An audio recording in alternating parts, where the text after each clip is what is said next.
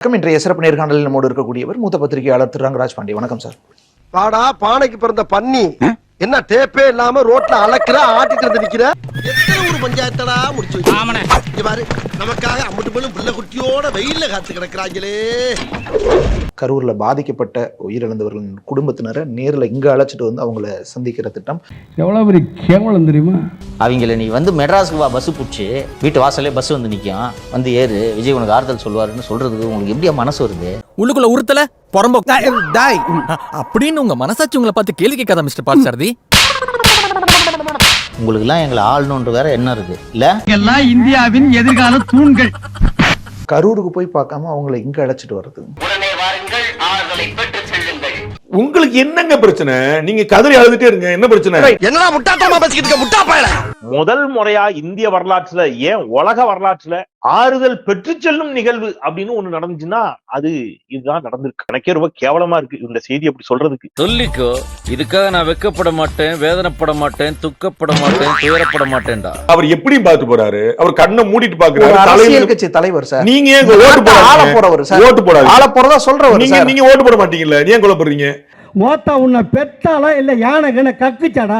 தமிழ்நாடு, இந்திய, உலகம் முழுக்கவே ஒரு பழக்கம் அப்படிங்கிறது இறந்தவர்களின் வீட்டுக்கு சென்று அவங்களுக்கு ஆறுதல் தெரிவிக்கிறதோ இல்ல துக்கம் அனுசரிக்கிறதோ தானே ஒரு வளமை, ஒரு மரபு. அதானே உலக வழக்கம். விஜய் தலைவரா கட்சியா 41 இறந்தாங்களா அப்படிங்கறத தாண்டி விஜய் வந்திருக்கிற ஒரு பாத்திர மாட்டோமா தொற்ற மாட்டோமான்னு ஒரு ஃபேலிங் இருக்குது. எப்ப போறேன்னு எதிர்பார்த்து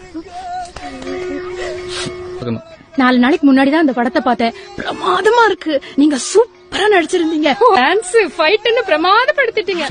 அவருடைய திரை பிரபலத்தினால எனக்கு தெரிஞ்ச அவர் சினிமால வேணா சூப்பர் ஸ்டார், அரசியல் களத்துல ஒரு சூம்பி போன ஸ்டார். இதோ வாழத்து போயிட்டான் போதுமா? அப்ப அது அடுத்தவங்களுக்கு சிரமமா இருக்கக்கூடாதுன்னு நினைக்கிறது நல்லது தானே?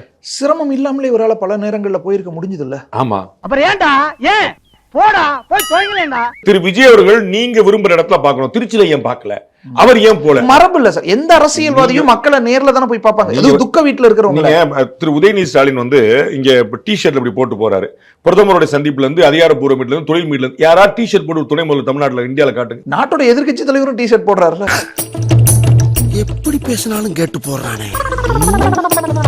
எப்படியாவது அங்க போயிருவாரு, பிஜேபி கூட சேர்ந்துருவாரு, ஏடிஎம் கூட சேர்ந்துருவாரு. ஏன் பாத்தீங்க? எப்படி தோக்க போற கட்சி தானே? எனக்கு எதிரிங்க வெளியே இல்லடா, கூடவே இருக்கீங்க. நான் ஏற்கனவே வேற பேட்டில சொல்லியிருக்கேன், விஜயுடைய தொண்டர்கள் அதிமுக பாஜக கூட்டணி விரும்புகிறார். அப்ப கட்சியை கழிச்சிட வேண்டியது தானா கழிஞ்சிரானே. ஆனா சார், விஜயோட தொண்டர்கள் விரும்புறாங்கன்றீங்க.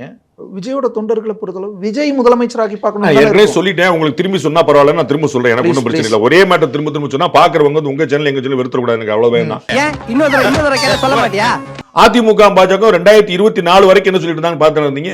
இப்பதானே சேர்ந்திருக்காங்க, ஒரு வருஷம் கூட ஆகல. நான் எங்கப்பா கொடுத்தேன், அவங்களாவே எடுத்துக்கிட்டாங்க. கட்சி ஆரம்பிக்கும் போது டிக்ளேர்டு பிஜேபி எதிரி அப்படிலாம் இருக்கலாம். எல்லாருமே மாற்றுவார்கள் அவரவர் தேவை ஏற்பட்டார்.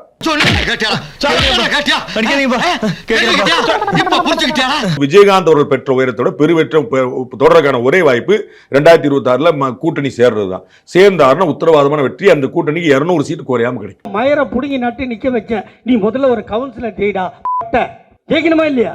பாஜகவை குறைச்சு மதிப்பிட்டு சொல்லிட்டதா ஒரு விமர்சனமும் வருது. எனக்கு புரியல. புதுசா வந்த கட்சி தாவேகாக்கு நீங்க 50 கொடுத்துட்டு பாஜகவுக்கு 20-25 தானா? யாரு சொல்றா? சொன்ன address, phone number, bus route number தான் கேட்காத, சொன்னாங்க நான் சொல்றேன்.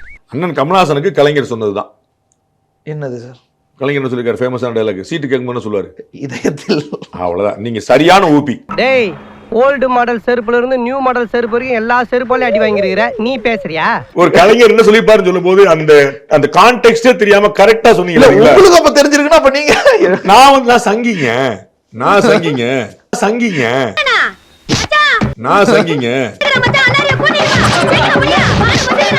சார், சீமான் அவர்கள் கடும் விமர்சனங்களை வச்சுக்கிட்டு இருக்காரு. அண்ணனா நம்ம இந்த இடத்துல அண்ணன் அவர் தம்பின்னு சொல்லி நான் அவர் எங்கேயாவது எங்க அண்ணன் சொல்லி சொல்றாரா?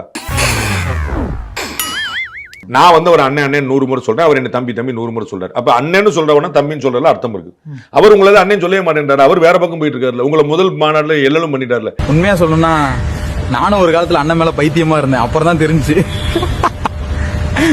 அண்ணனே ஒரு பைத்தியம்னு. சார், இருக்கிற சிச்சுவேஷன்ஸ்ல சார், டெல்லி தலைமை, பாஜக தலைமை விஜயவோ அல்லது தமிழ்நாட்டு அரசியலையோ எப்படி கவனிக்கிறாங்கன்னு பார்க்கலாம் சார். நீங்க மட்டும் உங்க அசிஸ்டண்டா என்ன சேர்த்துக்கிட்டீங்கன்னா உங்க காலில் இருக்க செருப்பா தேஞ்சு கடைசி வரைக்கும் உங்க கூடயே இருப்பேன். இது சத்தியம். இப்படி ஒரு அடிமையை தான் நான் தேடிக்கிட்டு இருந்தேன். கூட்டணிக்கு வந்தா நல்லதுன்னு பாக்குறாங்க, வராட்டா ஒண்ணுமில்ல நம்ம இருக்கிற வச்சு பார்ப்போம்னு பாக்குறாங்க. நவம்பர் முடிஞ்ச பிறகு பிஆர் எலெக்ஷன் முடிஞ்ச பிறகு நம்ம அடுத்த வேலையை பார்ப்போம். அவர் வந்தா ஹாப்பி, வராட்டா வெரி ஹாப்பின்னு இருக்கு. நீ வேற ஏன்டா நடந்தது தெரியாம பேசிட்டு. வராட்டா வெரி ஹாப்பி. ஆமா, என்ன செய்ய முடியுங்க? வரணும் தான் விரும்புறாங்க, வராட்டா என்ன செய்ய முடியும்? கட்டாய திருமணம் பண்ண முடியல. கட்டாய திருமணம் பண்ணா கதைக்காது. உன் பரம்பரை பத்தி எனக்கு தெரியாது. புதைச்ச பணத்தை தோண்டி காசு எடுத்து தின்ன பையன் தான் நீங்க. சோ எது எல்லாத்துக்கும் ரெடியா இருக்கிறாங்க, எந்த ஆப்ஷனுக்கும். திமுக தோற்கடிக்கிறதுக்காக அது ஓப்பனாவே சொல்லியிருக்கிறாரு. அது அமித்ஷா அவர்கள் பகிரங்கமா அறிவிச்சிருக்காரு. திமுக தோற்கடிக்கிற நாங்கள் எது வேணாலும் செய்வோம். டேய் ஏறாத மடைக்கு தண்ணி கட்டாதீங்கடா. இல்ல சார், விஜய் வர்றதுக்கு அவங்க சிக்னல் கொடுத்துருக்காங்களா? அவர்லாம் வரணும், கயரை பிடிச்சி இழுக்க முடியாதுங்க. அவர் தானங்க வரணும். நீ யாருன்னு அவனுக்கு தெரியும், அவன் யாருன்னு உனக்கு தெரியும், நீங்க ரெண்டு பேரும் யாருன்னு இந்த உலகத்துக்கே தெரியும். எதுக்கு இந்த தேவையில்லாத விளையாட்டுக்கெல்லாம்? இல்ல சார், சில நேரங்கள்ல ஒரு தேசிய தலைமையில இருக்கக்கூடிய ஒரு பெரிய கட்சி இவங்களெல்லாம் சேர்த்துக்கலாம், இவங்களெல்லாம் சேர்த்துக்க வேணான்ற டோன் கூட எல்லாரும் சேர்த்துக்கிற இடத்துல தான் இருக்காங்க. இந்த மாதிரி ஒரு மானங்கட்ட கட்சி எங்காவது பார்த்திருக்க முடியுமா? இப்ப விஜய் சந்திக்கிறது இன்னொரு பக்கம் அமைதியா இருக்கிறதே ஒரு விமர்சனம் ஆகிட்டு இருக்குது. சோ இதெல்லாம் யாருங்க விமர்சனம் பண்றா? அதை எங்க சொல்லவே மாட்டேன்றீங்க. எனக்கு ஊரே ஒண்ணு சேர்ந்து காரி துப்புதுடா. புஷியான் வந்து கோச்சுக்கு ரிசைன் பண்ணிட்டு போனான்னு சொல்லுங்க, நம்ம பேசுவோம். ஆதவர்ஜுனா சண்டைக்கு போயிட்டான்னு சொல்லுங்க, நம்ம பேசுவோம். யாரு எந்த ரியாக்ஷனுமே இல்லாம இருக்கு. உங்களுக்கு நீங்க ஆசைப்படும் உங்களுக்கு கண்டென்ட் நான் தான் உட்கார்ந்து இழிச்சவன். ஏன் என்ன நீங்க பேசிட்டு போங்க, உங்களுக்கு கண்டென்ட் விஜய் வரணுமா? நானும் எவ்வளோ பேர் டிராவல் பண்ணிட்டேன்டா, ஆனா உன்ன மாதிரி கேவலமா நான் ஒருத்தனை பார்த்ததே இல்லடா. கட்சிங்கும் போது அவர் கட்சி அவர் நடத்துறாருங்க. ஏங்க நீங்க ஒவ்வொருத்தரும் ஒவ்வொரு மாதிரி கட்சி நடத்தணும்னு சொல்றீங்க? ஏன்டா கடமை பேசுற? கேக்குற கேள்வி மட்டும் சொல்றா வந்தீங்களா? ஏன்னா நடந்த சம்பவம் அப்படிப்பட்டது இல்ல சார். சம்பவத்தை பத்தி மட்டுமா பேசிட்டு இருக்கீங்க? அவர் பேச மாட்டாரு, உட்கார மாட்டாரு, எந்திரிக்க மாட்டாரு, நடக்க மாட்டாரு, பிஜேபி கூட போயிருவாரு, ஏடிபி கூட போயிருவாரு, கொடி ஆட்டுறாங்க. ஏதோ பேசுறதுக்காக நான் பேசிட்டு இருக்காத. நேரத்தை கடத்தாத, நல்ல விவரமா பேசு. எதிர்கட்சி தலைவர் பேசுறாரு, ஆளுங்கட்சி தலைவர் பேசுறாரு. அப்புறம் என்னங்க, அவர் கட்சி அவர் 1000 பேர் பேசுறாங்க, அவருக்கு பேசணும். இவங்க பேச மாட்டாங்களேன்றது. நீங்க ஏங்க கவலைப்படுறீங்க? அவருக்கா நாடே பேசுது, நீங்க ஏன் கவலை பண்ணும்? நான் கேட்ட கேள்விக்கு நீ பதிலே சொல்லியா? தனியா நின்னா சார் விஜய் இந்த சிச்சுவேஷன் சொன்னது தானங்க. நீங்க ஒரே மேட்டர் திரும்ப திரும்ப மக்கள் எனக்கு வேற பதில் தெரியல நினைச்சிட போறாங்க. நீயே ஒரு மொட்டை பையன், கல்யாணம் ஆகாத கன்னி பையன் சொன்ன. தனியா நின்னா முதலமைச்சர் ஆக மாட்டாரு, எதிர்க்கட்சி தலைவர் ஆக மாட்டாரு. சோ கூட்டணி தான் அவருக்கு இருக்கிற ஒரே சேஃபான வாய்ப்பு. அப்படி பச்சையா சொல்ல முடியாது, ஒரு யூகமா சொல்லலாம். கூட்டணி வந்து சீட்டுக்கு உதவும், தனித்து நிக்கிறது ஓட்டுக்கு உதவும். சீட் கன்வர்ஷன் வேணும்னா கூட்டணி.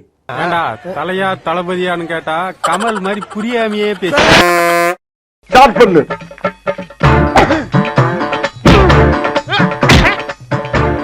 இங்கிட்டு வா. அப்படியா. படைக்கல மண்டல மட்டும் அடிச்சிடாத, குலக்கத்தில் உள்ள போயிருவேன். சரியா? உங்க வீட்டு பிள்ளையா நினைச்சு எல்லாரும் என்னை மன்னிச்சிருக்க.